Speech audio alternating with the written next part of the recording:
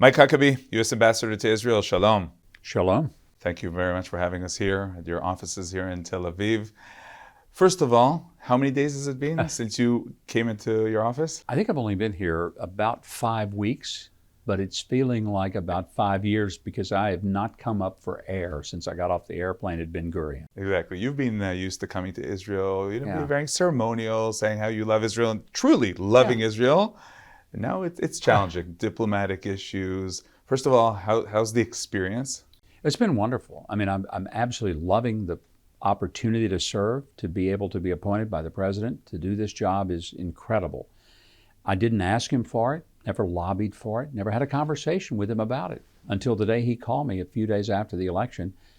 And if you know President Trump, he doesn't ask you, he tells you. So he called and said, Mike, you're going to be ambassador to Israel. You're going to go, you're going to do great. You won't be as good as your daughter, but you'll be great. And that's classic.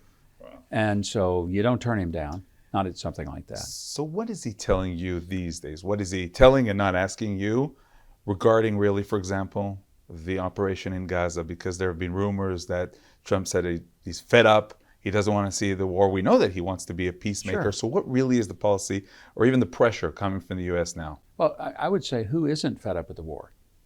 I know the Israelis are fed up with the war. I know the prime minister's fed up with the war. Everybody's fed up with the war. Nobody wants it to keep going.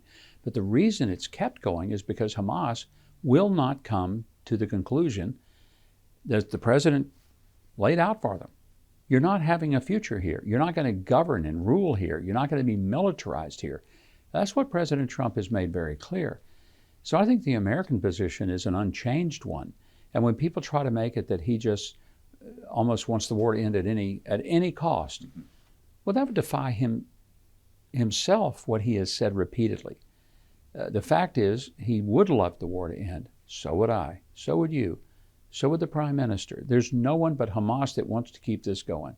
But it can't end with a Hamas victory for several reasons. Number one, it would be an outrage and an insult to the people of Israel who have suffered through this since October the 7th. It would be an incredible malady that would be inflicted upon the hostages, their families, to just say, okay, we finally just gave in to Hamas. And ultimately, it would be a crime against the future. Because if Hamas wins this, if Hamas gets to stay, they'll chalk it up as a victory, and across the world, terrorists will say, hey, that hostage-taking and savage mutilation of innocent human beings, it works. That brings us, of course, to the challenge of the hostages, because in any case, there will be some sort of price if there's a deal. Yeah. And in any case, Hamas will define it as their victory. That's why we all want to see the hostages come home. I've met with hostage families every week I've been here, sometimes 2 and 3 times a week I've met with hostage families. I listen. My heart goes out to them. I hug them. I hurt for them. I'm a parent, for heaven's sakes. If my child were taken hostage, only one thing I would care about, getting them home. So I understand all that. I don't know how they feel because I haven't been where they've been. So I won't pretend that I totally understand it, but I only can imagine as a parent and as a grandparent, if someone took my child or my grandchild and they put them in a tunnel and they tortured them and brutalized them over months and months, now almost 600 days, I would just want them to come home as quickly as possible. I probably wouldn't care what it took to get them home. And I totally understand that. However, Hamas won't let them go. When I hear people say, well, the Israelis don't want this war to end, that is so not true. That is just not true. Or even specifically that the prime minister wants to keep the war going for political purposes. That's not true. I've spent more time with the prime minister since I've been here than I have with my own wife.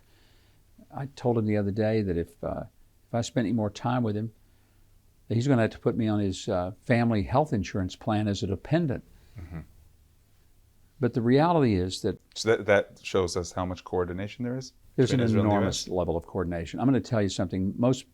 Most Americans have no idea. Most Israelis have no idea. The partnership between our countries is incredibly intense. And it is out of necessity. We share military hardware. We share intelligence that helps both of our countries. And what I hope more Americans will understand, this is not a one-way street that Israel benefits greatly from America and America gets nothing in return. America gets a lot in return, and it's a true partnership.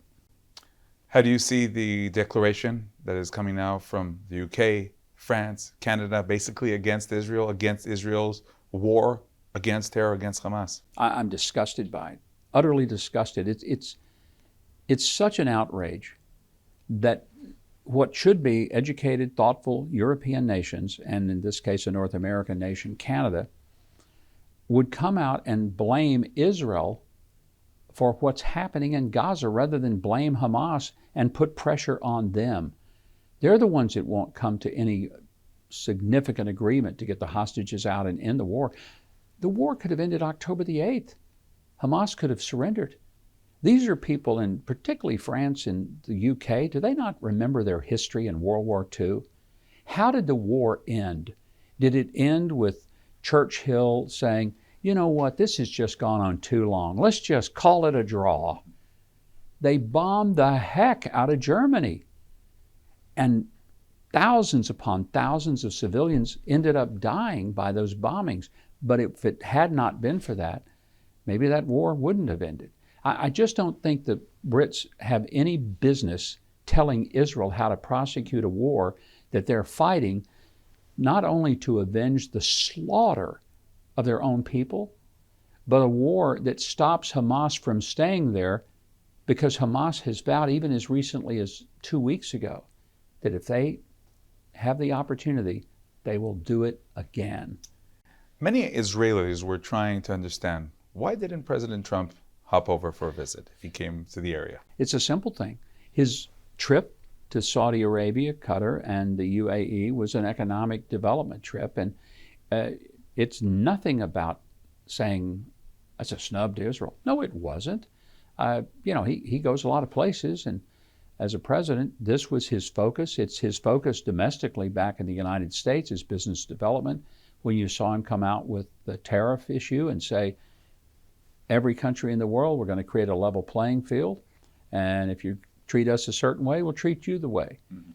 But he made it very clear that his major goal is to build economic capacity, and that's what that trip was about. It was not a trip really about the issues of the Middle East as much as it was helping these nations to prepare to be part of the Abraham Accords. Exactly. So it's not just America first, you're saying, because it is connected to Israel, but on the next stage? Yeah, well, America first doesn't mean America only.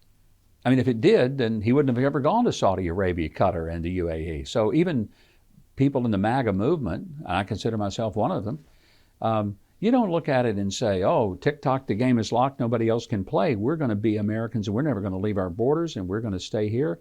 We don't care what happens in the rest of the world. America first means that our primary objective is to, as he's given us 3 basic objectives: make America safer, make it stronger, and make it more prosperous. That's America first. Mm-hmm.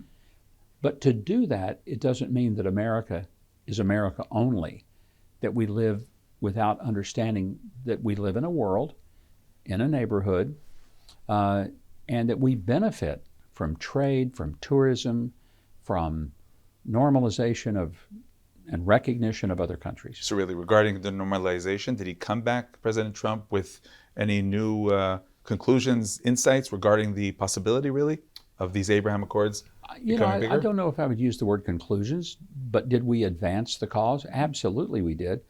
One of the biggest things the president did on this trip was he went and did something that I don't ever remember an American president saying. He went to governments that are, let's be quite clear, pretty much totalitarian in their governing style. And he said to them, we're not here to try to tell you to change your governing style, that we're going to try to impose our governing style on you. We're here because if we can help an economic partnership that prospers you, gives your people better jobs, helps them to be better off, and we can be better off, we let you live your lives, you let us live ours, If you decide you want to be like us, you always can. But that was not the intent. And I thought that that was an incredible change of foreign policy for a president that we have not seen. What we have seen has been a total wrecked failure, is the idea that we go over, we tell them about democracy, and they're supposed to give up thousands of years of tradition and say, oh, yeah, that's what we want to do. That's nonsense.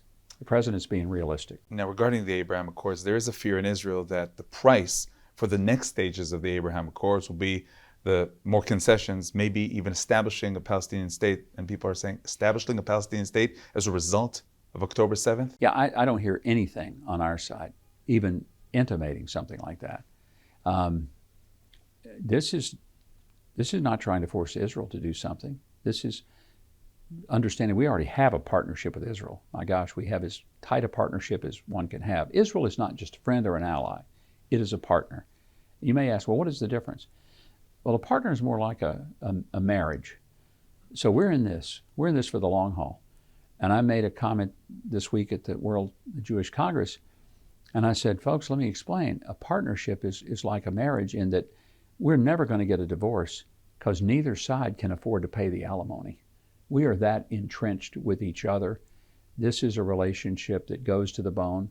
It is not only a geopolitical relationship and an economic relationship, but to be blunt, it's a spiritual relationship. We are both living on the same foundation of a Judeo-Christian understanding of what Western civilization is.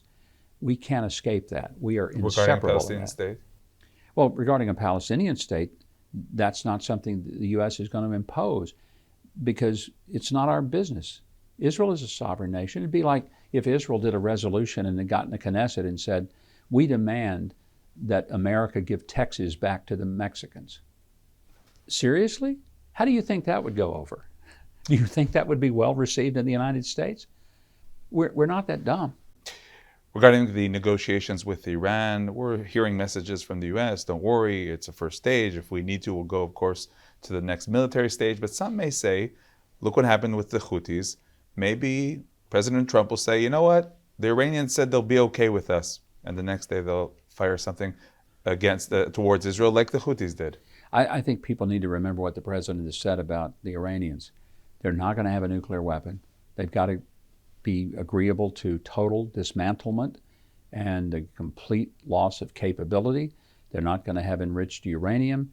They're not going to have centrifuges and reactors. I mean, you just don't get any clearer than that. So if the Iranians think that they can game Donald Trump, they've never dealt with him. I mean, and they did. They dealt with him 8 years ago. And he put crippling sanctions on them that absolutely bankrupted them to the point that nobody had to worry about getting bombed. They were bankrupted. But many Israelis are saying, if we want to act, if we want to attack, it has to happen now. And that's their decision. That's Israel will act on its own? Well, it may feel that it must, and that's what I feel that people are missing. America is not telling Israel how to defend itself against the existential threat that Iran has posted to them for 46 years. The Iranians haven't changed their message. They haven't. Just recently, they still are saying death to Israel, death to America.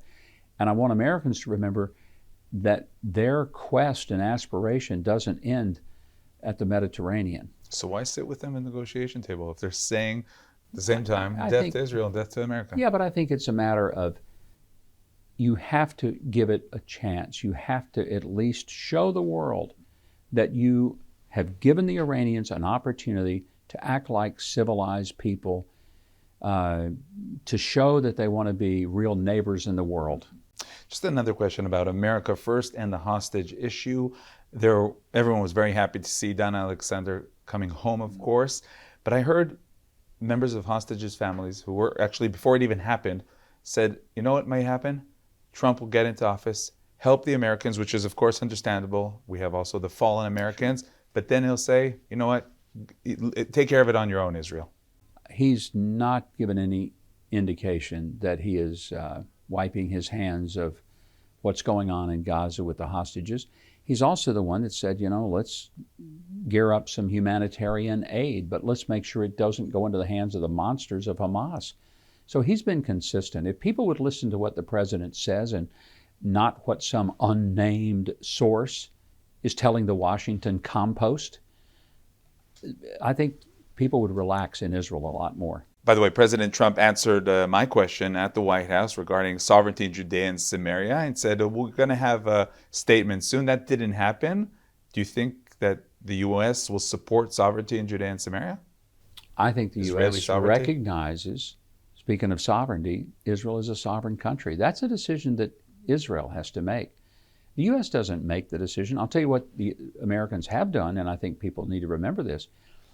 There was a time in which the sort of idea was that if Israelis built communities in Judea and Samaria, it was against international law. And in the first Trump term, one of the things he declared, he and Secretary of State then Mike Pompeo, it is not a violation of international law. So if that gives people any sense of where he stands, the way his doctrine is about these such issues, I don't know how it could get much clearer than that. You and AO love visiting the area. I love going to all of Israel. One of my first trips was into Shiloh, where I saw the site of Hannah's prayer and the tabernacle that for 369 years was the very center of the Jewish religious life and where the Ark of the Covenant was. How can you come to Israel and not embrace and want to see Shiloh? I mean, you can't. Okay, Mike Huckabee, U.S. Ambassador to Israel, thank you very much. Thank you.